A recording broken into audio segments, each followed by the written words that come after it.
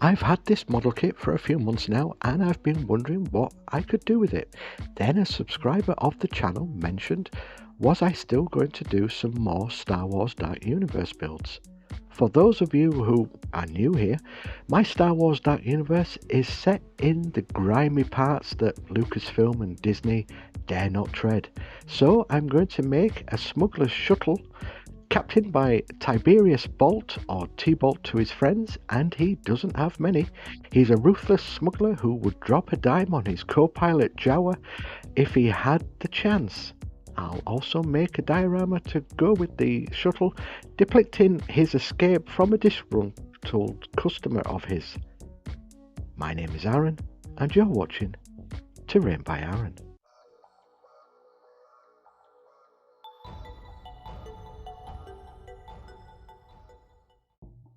Now there doesn't seem to be a lot to this kit, so let's just get it out of the packet and see what I'm playing with. So this is a nice simple and easy kit, which is always good. Just two parts, and I'm just sanding down the little bits of sprue edging that I've just clipped off. It also looks like this is just a snap together kit. Now before I snap it together, I'm going to keep it in sections so I can work on both bits of body.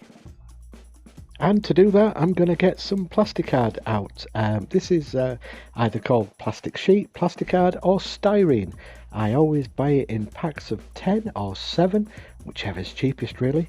So I'm just going to try and find a thin sheet, and then I can start making little squares and interesting shapes that I can stick to the body of this spaceship. The one tip I can offer you if you're ever going to use this plasticard or plastic sheet is always have a very sharp blade, because one cut and you can just snap it off just like that. I'm going to use this TIE fighter as a little bit of reference because I do like the little bits and pieces that is on the main body of the TIE fighter's ship. I don't know if you can see, but I do like all these little raised pieces. That's what I'm going to do. I'm not going to do a lot on this one. I'm just going to do little bits of paneling here and there. But first I'm going to pencil in some panel lines. This is something new that I'm just going to try out, since this was a very cheap and cheerful kit. So using a pencil, I'm just going to make some lines as panels for this ship. I'm going to do the top and the bottom of the spaceship, and once that's done, I've got a new toy, and it's this. It's a rivet maker. All I know is you just gently press it on the plastic sheet and it makes tiny rivets. Whether if that's true or not, I don't know, but it's going to save my fingers by not having to use the hobby knife. We probably really won't see the end results until the painting stage, but I'm just going to try it now using some panel liner just to... Oh, okay. Well, that's not working how I thought it was going to work.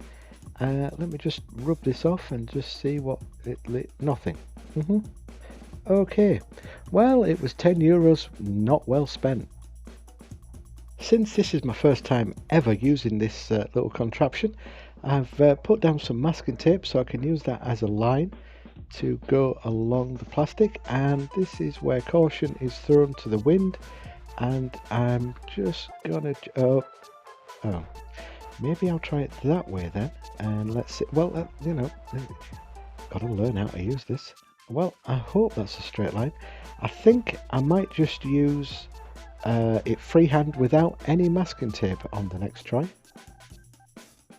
Well, that's the end product. I spared you watching me trying to do this with that panel liner contraption, but that's what it looks like. That's the underneath, and this is the top bit done the same way. Hopefully, like I said before, it will come out okay in the painting.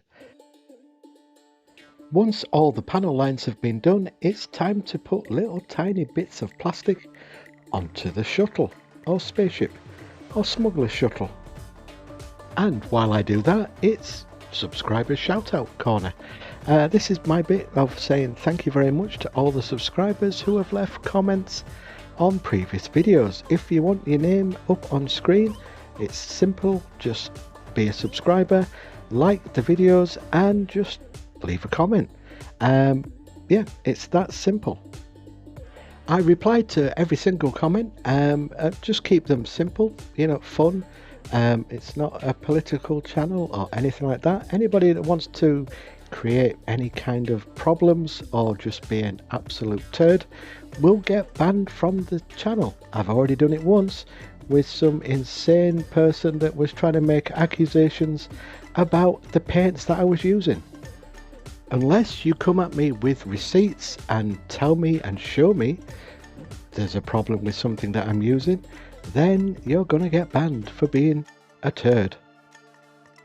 I could have used stronger language, but I do know there's children that watch this channel. Hi kids, this is Uncle Aaron making a spaceship for you. That's not as creepy as it sounds. And back to the build. I'm just putting little tiny strips of styrene onto the spaceship just to give it some sort of different sort of textures, and once all that's done, it's ready to snap together. I think I may have to lose the landing legs simply because of what I have in mind, because it's kind of looking boring and it's going to need an engine. But before the engine, I just need to seal the cockpit up. With putting the cockpit together, I can see there's a little bit of gaps either side, so I'm just going to use some more very thin styrene rod just to cover those gaps.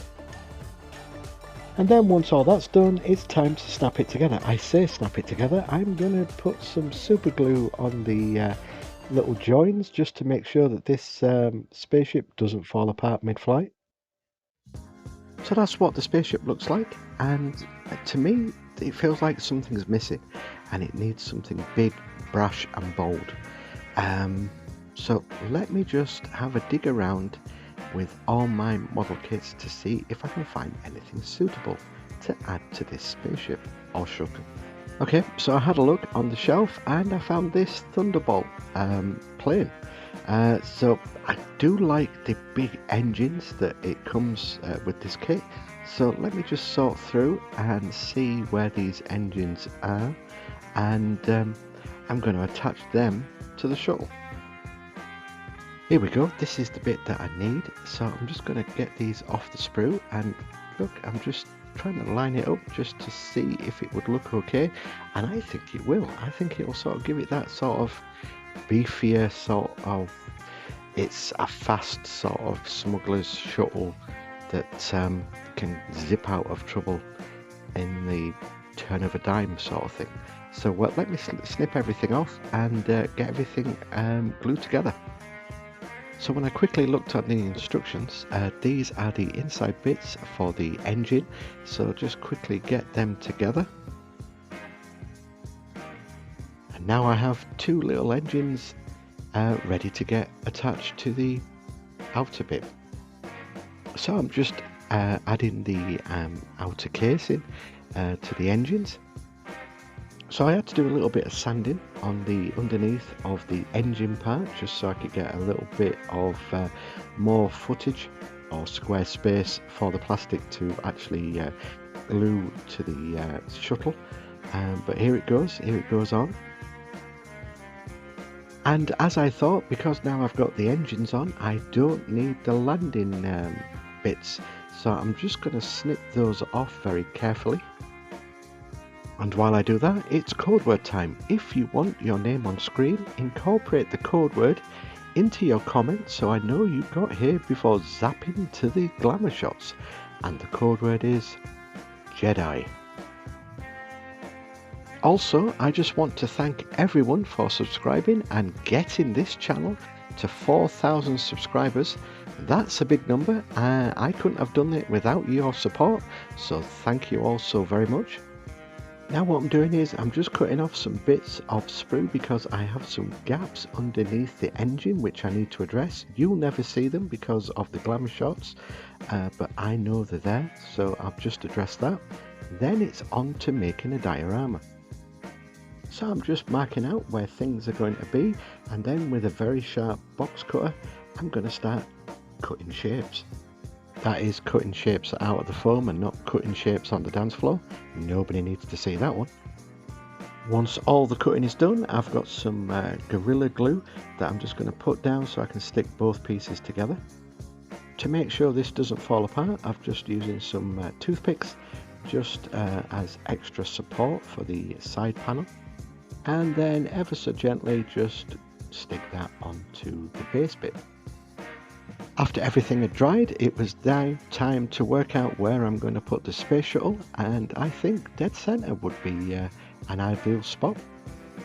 The scene I'm going for is TBolt, having stolen a huge amount of gold credits from one of his enemies, has blasted off and is flying through a rocky canyon, dodging plasma rockets. I'm going to carve out some holes where the plasma rockets have hit the rocks.